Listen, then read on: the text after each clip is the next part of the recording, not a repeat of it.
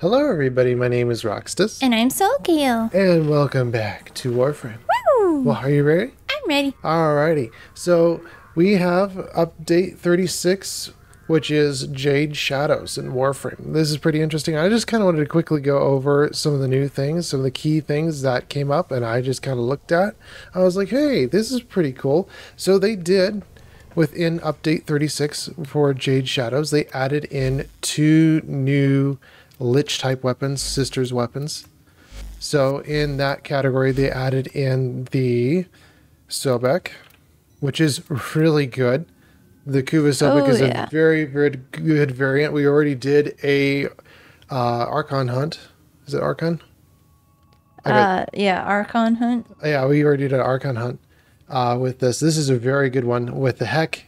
This is pretty much on par with the Heck. If you don't want to have to reload all the time with the Heck, this actually does pretty decently well. It's got pretty good critical multiplier, pretty good critical chance, really good on multi-shot. Let's see what multi-shot is.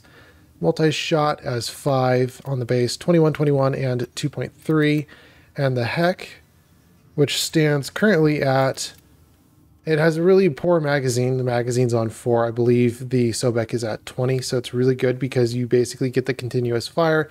Critical chance is at 23%, so it only goes up by 2% on critical chance, but the critical multiplier is very, very low, being at 2.1%.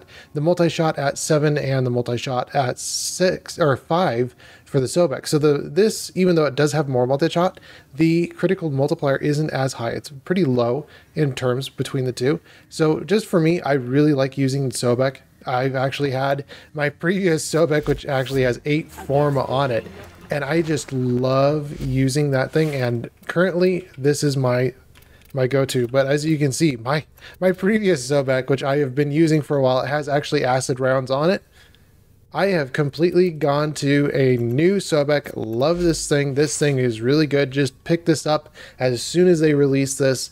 This is really good. If you're doing Archon, again, this almost, if not, it definitely does almost take the place of the Heck, except for if you're trying to get burst damage, maybe.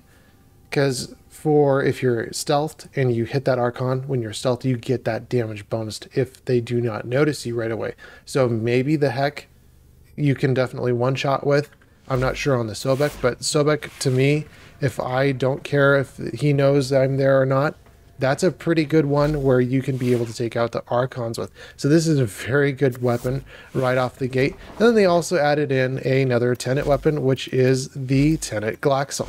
Now the Tenet Glaxion, even just like the basic Glaxion Amprix, or any of those other AoE weapons, especially the Ignis, do way better than even the Glaxion. The Glaxion is just not as good it's pretty poor. It's got a 2.2 critical multiplier, critical chances at 20%. Status is really good. I'd have to say, if you want to just sit on something and freeze it, which we'll get to freezing in a little bit, but if you want to sit on something and freeze it, this is a pretty good weapon for that. But I even find the mod for this, the new mod that they added in through the Nightwave, to be pretty poor. The clip delegation for the Sobek is really, really good for the Sobek. Just going over that really quickly. And the proton overcharge is really poor. You only get 90% critical damage on a killer assist. And slain enemies have a 2% chance to drop an energy orb per cold status effect affecting them. Energy orbs already drop at a pretty decent rate. You don't need this just to get the energy orbs back. And then when you are looking at that mod, it's a 90% critical damage bonus. When you are looking at your Glaxion, which I would say for the cold isn't bad. It does add more critical damage when you're doing cold, but even Vital Sense does 120% critical damage. This is pretty significant. This is 30% knockoff.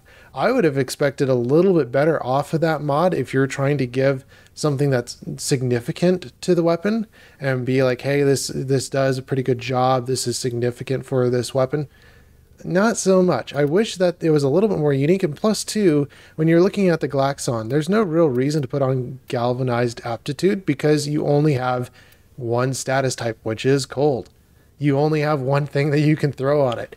And I just find a lot of the different weapons, and especially some different weapons, whether they be like gore guns or whatever else, I find them to be very underpowered. Especially, I would love to use my Supra and be able to use that type of a weapon. I really want to use the super. Yeah, I love the look of it. It looks like a battery, but it just, the function of it, it just does not actually work. But going from the Ignis, I really like the Ignis. I'm going to love using the Sobek from now on out. I like it. It does a really good job. It's really consistent. I don't have to reload as often as the Heck. And like I've said before, it's really good with the Archons. Another weapons that we could almost consider seeing coming through the Lich and the Kuva systems, and this, again, like if you're adding on to the Lich or the Kuva systems, I don't know if I've said this or not before, but you're adding on more weapons. The more weapons that we add on to that type of a system, the harder it is to actually get those weapons, because if you have, let's say, 20 weapons in the Kuva system, it's a 5% chance to drop for each of those weapons. You add more weapons into it, let's say we go to 40, now you only have a 2.5% chance to drop that one weapon type. So it'd be nice to see where maybe there's, another expansion on that. Maybe we have another planet that we can go to, or maybe separate drops from separate planets where you can get specific weapons, or maybe you could select the weapon. I'm not sure, because like there's only going to be so much that you can do with this until it kind of gets ridiculous to the point where it's like, hey, we've got 40 weapons at a 2.5% drop rate per weapon. We can't go to a 1% because people are going to be going to 100 different weapons in the Kuva system. So but potential drops that we could actually see would really be cool is the Kuva Ignis. Yes. Kuva Ignis would be a crazy one. Right now, the Ignis is so good. The Sobek is just like right on its heels. Sobek is actually kind of chomping at its heels for me right now. It's pretty good. But the Ignis is one of those that's just, it's my go-to. It's pretty much a really good go-to for anyone. Flamethrower, I love it. I'm a flame trooper. Yeah. This thing does really, really well. Love to see a Kuva Ignis, but at the same time, like, this is a really overpowered weapon. So maybe not. If we had a Kuva Ignis, it would pretty much break the system because of how good it would be. I mean, I would still love that though. Oh yeah, I would love that. Maybe even to the point, maybe nerfing the critical multiplier, because critical multiplier is pretty good here. And then adding more status, and then just adding a little bit more heat maybe, but still, like, this weapon is really, really good. But I mean, maybe you could just keep the stats the same and then just give it a reskin, give it a recolor, because all these Kuva and Tenet weapons are just a reskin of the same weapon. Like the Ignis, you have just the basic Ignis. So not really much there to go for the Tenet weapons. It's just a reskin of the same weapon over and over and over again. Same thing with any of the prime variants on anything. It's just a reskin of those different type of weapons. So you have the basic Ignis and the Ignis Wraith. I don't really understand why we're making so many different skins of weapons, or that we're making so many different weapons that are just better than other weapons, and they're all just reskins of each other. But I guess that's fine. Just the main thing that I'm really concerned about with the Kuva system is the amount of forma that you have to put into every single weapon that comes out. So that really becomes a tax on the actual system. Another weapon that we could see through the Tenet that I would love to see, I've got 4 of them here. The Supra. So Supra Vandals. Super. Tenet Supra. It would be interesting to see a Tenet Opticore, Tenet Lanka, or a Tenet Snipertron. And I think my favorite out of them would be a Tenet Lanka. Let's get, instead of a 5 puncture through, let's just either have an indefinite puncture through where Mags Bubble works really, really well with the Lanka. Let's have like an indefinite or a 7 punch through, and maybe even a faster charge rate on something like this. Opticore, I wish I could use this. I used to use this a lot often. I have not picked this thing up in like 2 years, I'd have to say. I have not actually used the Opticore. The Opticore is to the point it's really, really bad. I wish it had indefinite punch through like the Lanka. If you pop it into Mag's Bubble, the projectile will basically blender everything inside of that bubble, and it'll kill everything very quickly. So Rick and Morty right there is just pop them into the portal, pop them into the blender, and you just spin it around and kill them. The Opticore, though, this would be really cool if it was just a laser beam and it just shot and it just went through everything. So I wish this had actually had indefinite punch through and or a form of true damage, something that was actually interesting, that it would actually kill things. And the Opticore right now just doesn't do a lot of damage. It's not very useful. And like even the bow, the Natarek, or even the Dread, or even a late, my favorite is the Gridlock, but Latron or the Gridlock do really, really well. And something like the Opticore, I haven't picked it up in a very long time, but it just, you pick it up and it doesn't do what you would think it would be. It's not, you know, it's not a laser cannon. It doesn't feel like a laser cannon. It doesn't operate like a laser cannon. I like the charge time, that it takes such a long time to charge, but the output, the function, is just not there. It doesn't deal any damage. So I wish, again, that they would actually do something to this to make it useful. Yeah. But yeah, my favorite one would be, coming out of the gate, a Tenet Lanka. But again, these weapons are all just basic reskins of like the Ignis. So if you had like a Kuva Sobek, it's just the reskin or another variant of the basic Sobek.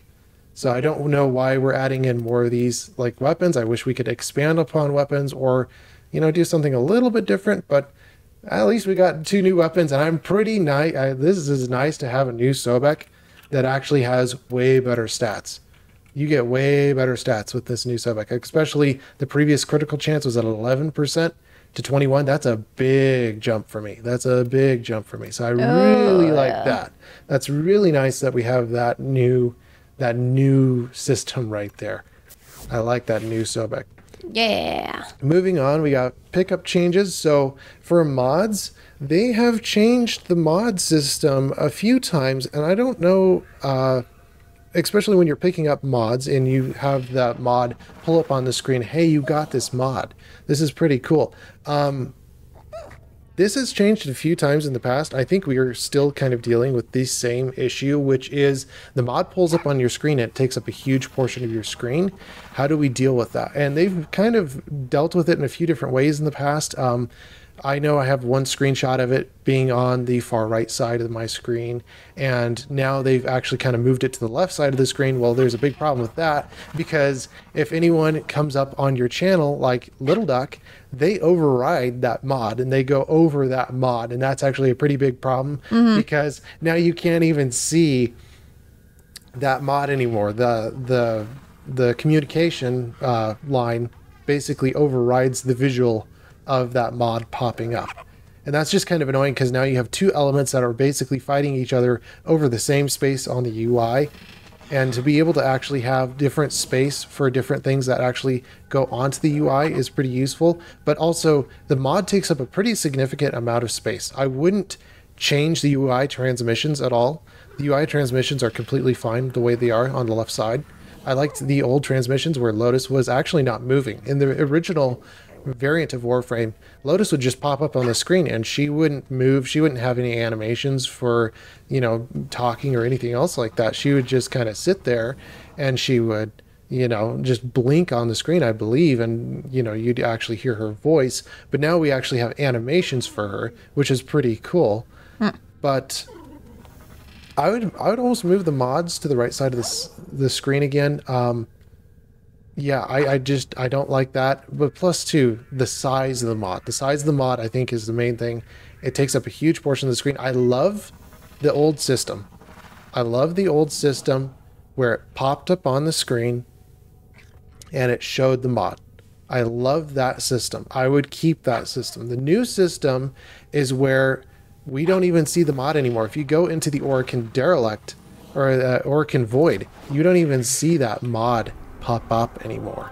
So you just see, basically like if you would see a regular resource, it just pops up on the bottom of the screen and it just says, hey, you just got this mod.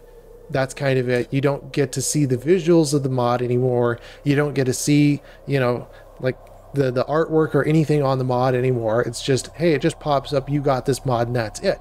Other places, whether it be series or any other generally any other place. I don't know specifics because it seems like it's just relevant to the Void, that it just shows as a resource. But in other parts of the world of Warframe, it shows the full version of the 3-star, and then for the other 2-star and the other 1-star mods, it shows basically like if you did a pickup or a regular pickup or any other drop, it shows that as per usual, as at the bottom of the screen. Well, not as per usual because they just changed this, but I don't like it too much as the resource drop. I like the old visual where it pops up on the screen and it shows it as per usual. The one thing I would do, if it were me and if I were doing the UI, I would reduce the size of the mod. The mod takes up a pretty significant amount of size on the screen. Another thing too is to consider is where is its living placement. The transmissions always live on the left hand side of the screen. They always live there, and they do a really good job in that space. With the Tenno and any of your allies being on the top right portion of the screen, that's perfect. That is where it's supposed to be. That's where it's nice to be. On the bottom right hand side, you got your combo counter and all the information there on what weapons you have equipped and what weapons you're going to swap to. That's nice. That lives there. That's always been there. That's a nice position to actually put it. And the top left of the screen, you have your map. And if you hit M for map or whatever the button is you press for map, it pulls open your map UI and you're able to see where you want to go and where you want to go to. It's kind of nice though too with map that they actually have kind of fixed. I'm not sure if they fully fixed, but it seems like they've kind of fixed the waypoint system. I'm not sure to that extent how much they've actually fixed it, but it seems like it's kind of considerably fixed at this point. But again, for the mods, where do they live? Because now they're on the left side of the screen. They used to be on the right side of the screen. It seems like they're taking up screen space and we don't know where to put them. My thought on this is, basically taking the mod, moving from a big mod to having a small mod. My original thought on this was when this first came up and I looked at the drops and I'm like, wait a minute, my mods are now dropping on the bottom of the screen. What would I do about it? My main thought for that was have the 3-star, because they're the rarest and they come up the least amount of time. Put that one as its usual self as the big mod and have that stay as the large mod, and then have the other mods come out smaller. So your 2-star mods would come out a smaller version, and then your bronze mod would come out even smaller, and have it just like that. But then my thought was, wait a minute, now you have 3 different placements for mods. Now this is taking up a lot of space on the screen because we have 3 different mods taking up a lot of space. This isn't good because now we have a whole bunch of visual on the screen and it takes away from the actual gameplay. The UI should be simplified down to one space where the mod lives. Otherwise, you're going to take up a lot of space, because if you pick up all 3 mods, then you've got 3 mods that pop up on the screen. Man, that takes up a lot of room. So my thought to that was, hey, let's just move it back to the right-hand side of the screen and make the mod really, really small so that it doesn't take up a lot of space. And plus 2, it's nice, especially for an old player like me or anyone else that's been playing the game for a very long time, to actually see the art on the mod. I love seeing the art on the mod. The mod doesn't have to be so big that it takes up a big portion of the screen. It can be small enough where it can be adequate to the size of the screen, and so you can actually appreciate the art that's actually on the mod. As if you were to open it up in your arsenal, I love that the mod stays small, and then when you go over it, it pops open the mod and you can actually read the details on the mod. So just as if you were to hover over it, I love that animation. That animation when you get the mod, that it shows the base form of the mod where it's compacted, and then it'll open it up and it'll show you, hey, this is the mod you got. This is what you just got. I love that idea for the mods. I just wish that they were a little bit smaller, maybe. And if they're on the right hand side, that might actually fix some of the issue. I don't like the drops. I like the idea of being able to read the mod. I think that's kind of where I'm going with that. I just like to be able to see the visual of the mod. I don't like the new drop system. The new drop system, it's like, yeah, I can see I got the mod, but I still want to see the artwork. I really want to see the beauty in Warframe still. And I don't want to see just kind of, oh, let's get lazy about this and let's just throw it in a drop and just kind of give it a name. No, I really want to see that mod art, but I just don't want to have it. You know, it's kind of a duality. Get it small enough to the point where it gets and it's able to fit on the side of the screen. And if you don't know, just really test it. Especially with how many changes they've made with UI over the years. They've made quite a few different changes with UI. Be able to just test it. Just, you know, move it around on the screen. Really play with it around until you actually find a living location for it where it seems like it could live, and find the right size for it and be able to pop it up. Because I love, every time that I see the mods pop up, I love to see the visual of that mod popping up. Argon crystals, especially in the void now, they are actually showing up on the map. I love this. Yeah, I love this. Every time I'm trying to find an argon crystal, or if anyone new is like, hey, wait a minute, I need an argon crystal, you go into Hepet or you go anywhere in void and it'll show that resource on the map. I love that. Usually you have to mark it so that other people know, hey, I found an argon crystal over here, you need to come over here and get it. Well, the person runs over there and then the marker disappears. Wait, where was that at again? I don't know, because the marker disappeared. Oh, that's not great. Versus now, it'll permanently show on your map where resources are for just specifically argon crystals. It's not confirmed yet for, like, if you were to go to series and you want to find, let's see what the resources are. If you want to find Orokin cells, which are kind of rare, they don't actually show up for Orokin cells on your map. So it's nice that they did change this for the void, so you can actually see it on your map, so that newer players know, hey, there's an argon crystal there. It pops up that mod and it shows it. That is wonderful. That is really, really useful for newer players to go, hey, there is something rare there. You want to go grab that, because that resource is useful for building multiple different things. Oh, now, it'd be nice if they actually added that in for, as I've said before, Orokin cells. Or let's go ahead and take a look at another planet. What else is rare here? Gallium. Gallium's pretty rare. We could have that for a few. Oh, Morphix. Morphix right there. So Morphix is a rare resource. Neuroids is a rare resource.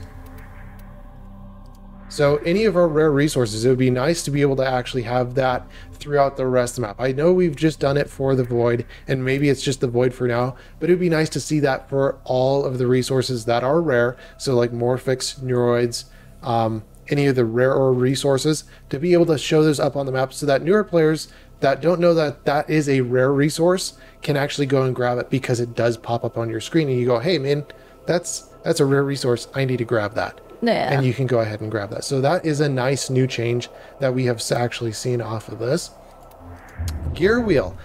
In and out of missions, your gear wheel will pop up as per normal in mission, and it'll basically, you can go to your dance emojis or anything else. In the orbiter, they have changed this. Now it actually shows fast travel for void relics, friends, market, anything that's really, really quick. And I love this. This is actually really, really nice, because it's a difference between being in or out of mission. It still has your emotes, so your emotes are still here. But for your immediate gear wheel, it's a hot, fast travel to going to anywhere that you actually want to go. And this is really nice, because then you don't have to go through the menu UI and have to go, hey, wait, I need to go navigation. Okay, well, navigation's right there.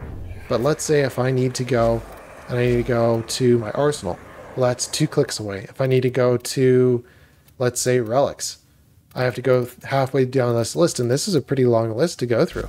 And this does simplify it. But again, like, there's going to be a lot of different things. How many different things you're going to have to add in? Yeah. It's gonna be kind of complicated. But this is nice to actually have a short, fast travel to different things. So I like that they added this in. This actually makes pretty good sense. Again, like, it depends on how many different things we're going to add in. Like, Lotus depends on how many different terminals we have. But yeah, that is pretty nice though. Especially if you're trying to go to Arsenal or anything else. That is really nice. Did they even add in a fast travel for some accord? I don't think so. Board the rail jack. That's an interesting one. Yeah, you could do railjack. So I do like that. That is nice because that's a hotkey to be able to go places. And even in Minecraft, I use -TP all the time just to get around the map. I love that. And this is really nice to just be able to go, hey, you know what? I need to go here. I need to go there.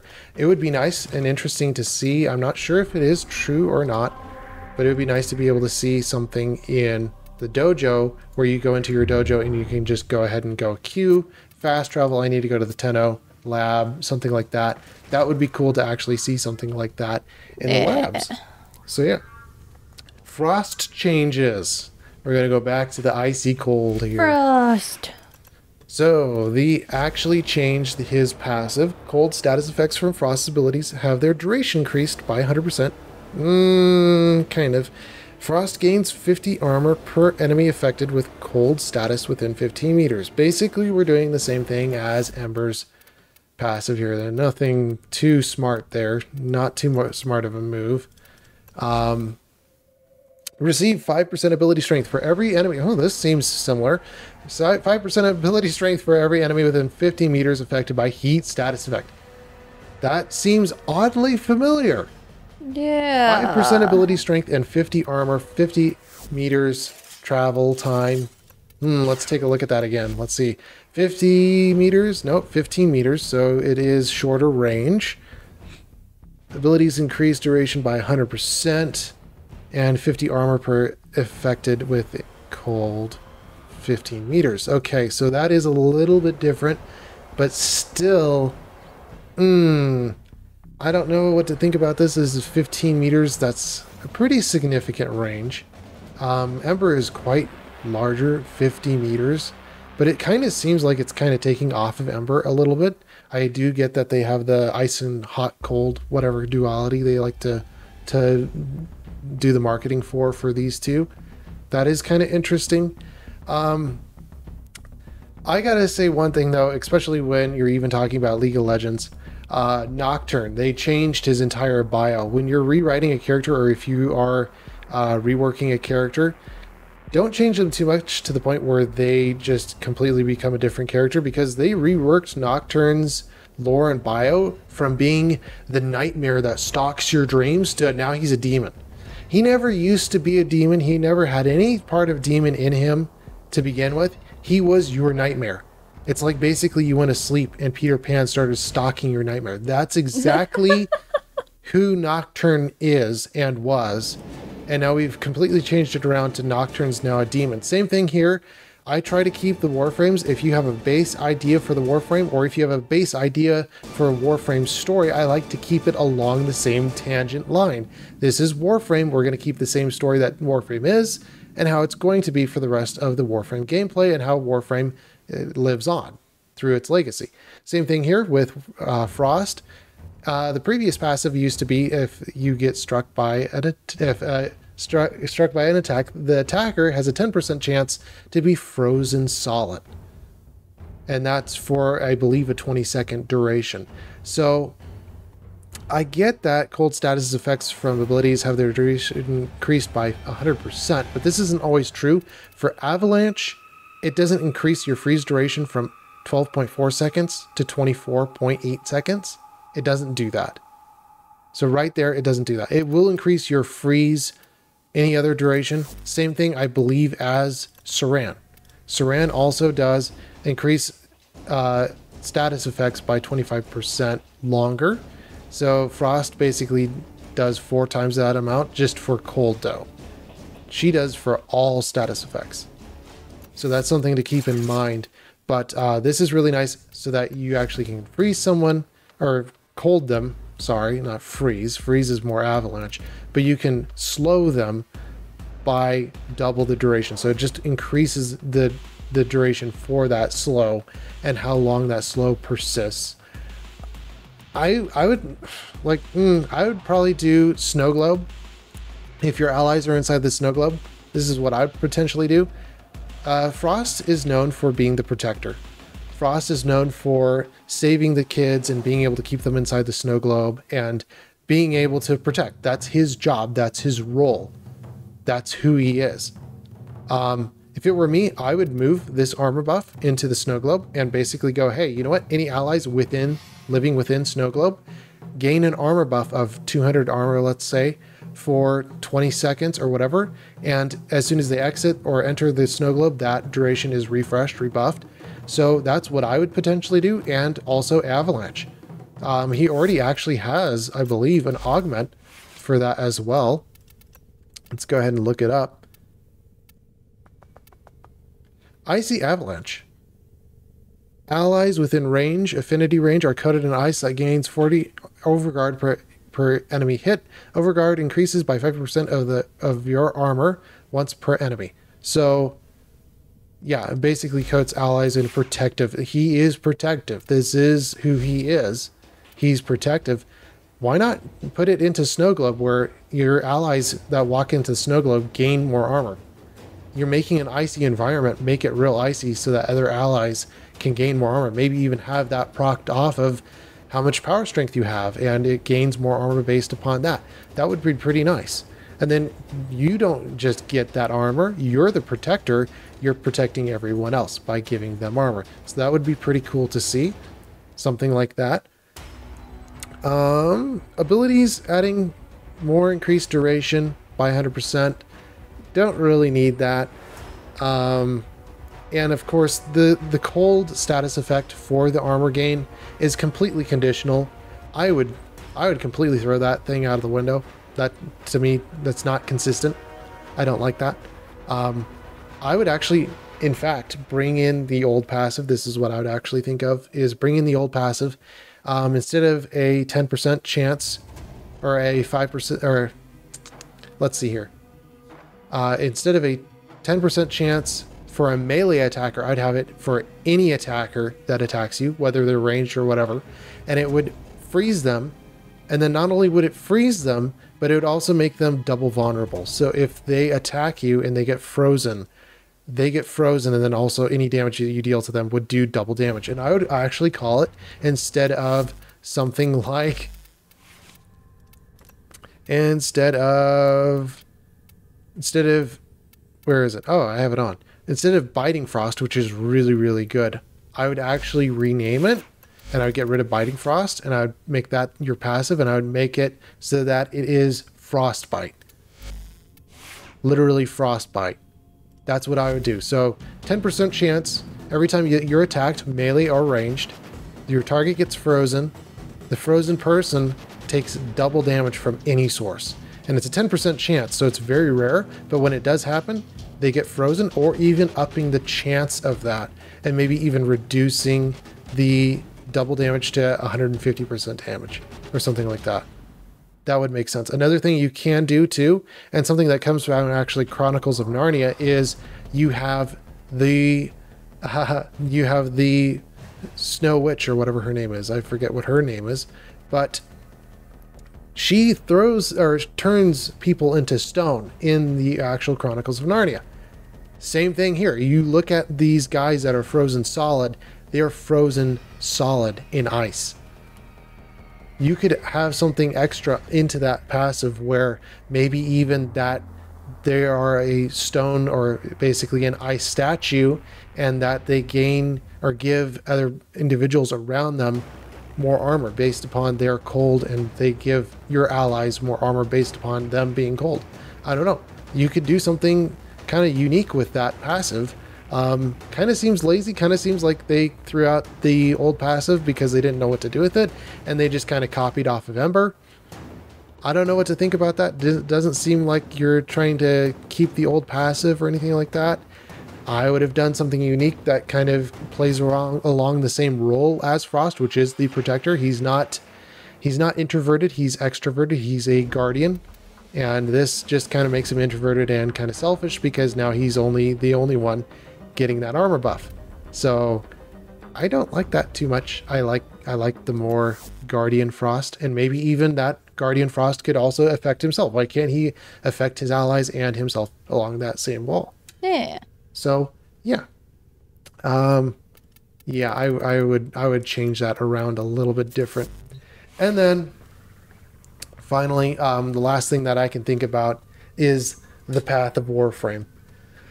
Jade Light, Jade Light. Okay, finally for Jade Light. Jade Shadow. So the Jade Shadows quest. It was interesting. I like that, you know, Stalker has someone in his life. That is great. Where is? All the way down at the bottom. It's all the way down at the bottom. Yep. Okay. So I like that he has someone in his life and there's actually something going for him there. But at the same time, oh my goodness, the music. But at the same time, it kind of deviates away from Warframe. Like I said with Frost, keeping the idea original and the original idea with Warframe. Jade Light was supposed to be the end of Margulis. The Orokin 7 ending Margulis, and we haven't even seen anything along the details of and more story of the Jade Light and being able to see more of the actual history, the history moments that were missing in pieces of the Warframe universe. And I would love to see a lot more of that story. And it seems like we're kind of going off on tangents again here with this whole thing. Stalker, like, he's supposed to be our demise, our bane. He's supposed to be the hunter that hunts us. And now I don't know what he's turning into. It's great to see, I guess, this whole thing with Jade, and okay, you know, whatever her real name is, I don't know, but it just doesn't seem like we're going in the right direction here. I'm not sure. It's great to see, I guess, that he has a kid and all, he's a father. I get that we're having this moment here, but I don't get it.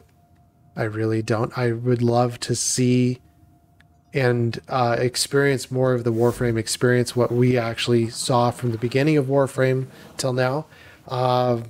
Maybe you guys have a different perspective on that. Let me know if there's any other changes that I haven't talked about in this episode.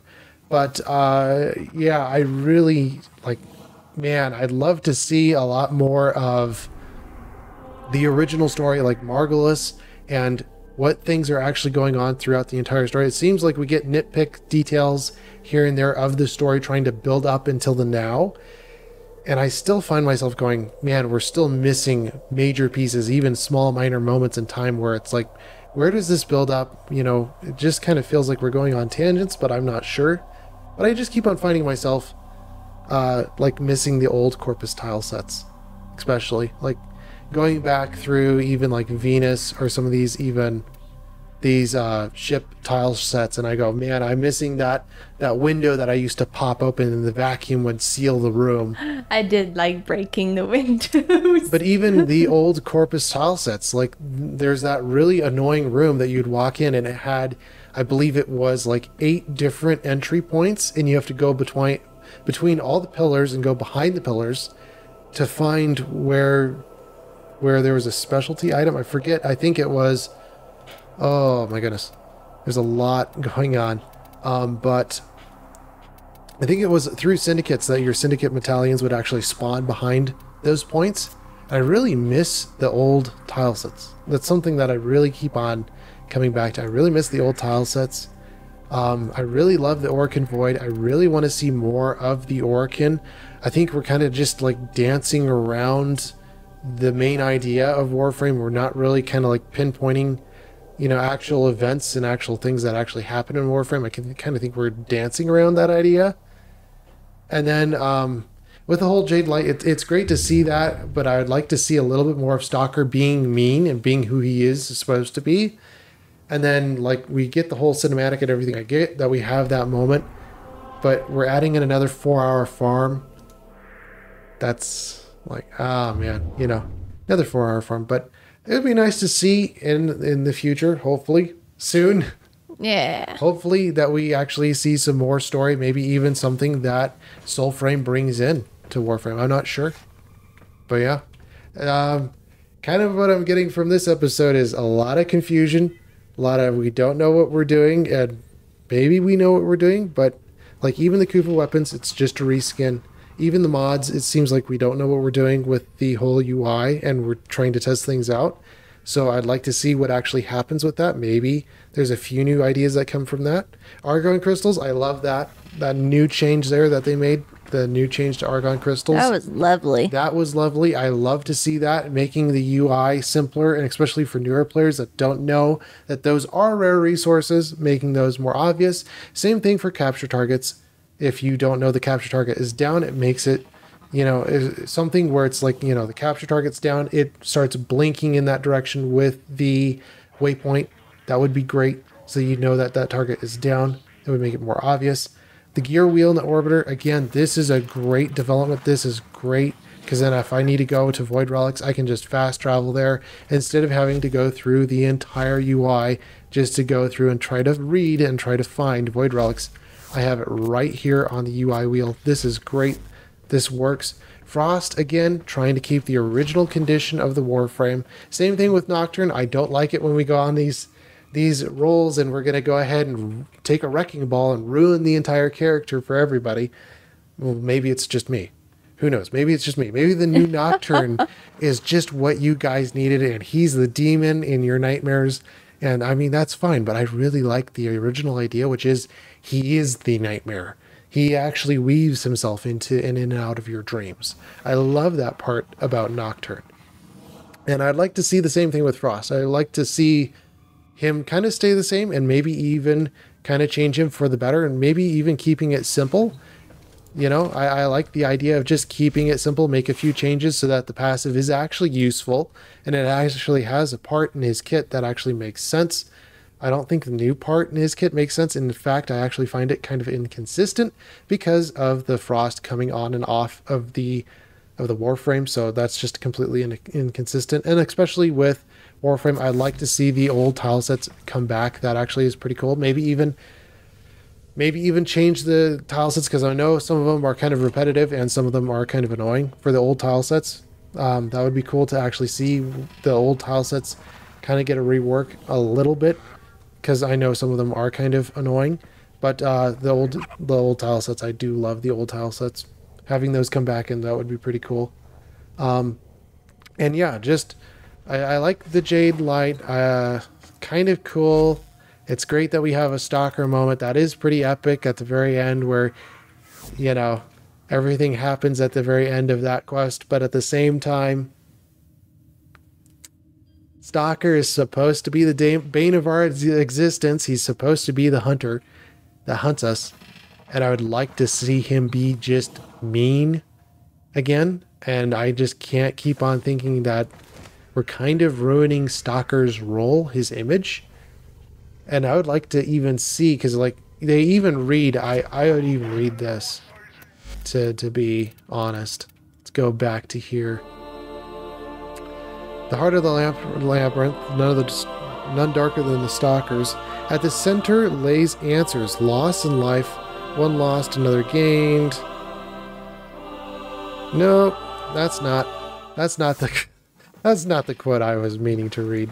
But it was something along the lines, I believe, in either the update notes or the patch notes, along the lines of, let's reveal more of Stalker's past and let's kind of delve into Stalker's past. I was like, oh man, I'm all for that. I want to see the downfall of the Orokin. I want to see, you know, this grand thing come to, you know, to pass. And I want to see, you know, us killing the Orokin, and I want to see the downfall of the Orokin, especially the downfall of the Orokin. And then we got none of that, and I was like, you kidding me? We got Stalker's girlfriend and all this, and we don't get to see the downfall of the Orokin? What is that? Come on. So, again, like, kind of like I was expecting a little bit more from that, and a little bit more story, and a little bit more like, hey, what actually happened in the downfall of the Orokin, you know, and get more of like Stalker's perspective on it, you know, and we didn't get any of that. So kind of disappointed. Yeah. But yeah, but that's all I can think of for Warframe for right now. Anything you can add into that or no? Not that I'm aware of. No. Yeah, but just for me, I love to see more secrets. That's something that I've kind of been dreaming about. It's just like, man, I'd love to see more secrets from the Void. Something that we don't see that's unexpected that we could actually tie in to the rest of the story, to the rest of Warframe. That would be so cool to see secrets. That would be really, really cool. I like getting into all the nook and crannies of everything. Oh, yeah. Yeah. Yep. Warframe is one of these games that I keep on coming back to, and I go, man, this game is really, really good. You can't really ask for a better game. Yeah. But yeah. Well, is that all the time we have for this episode? Unfortunately, yes. And we will see you guys in the very next video. Bye-bye. Bye-bye.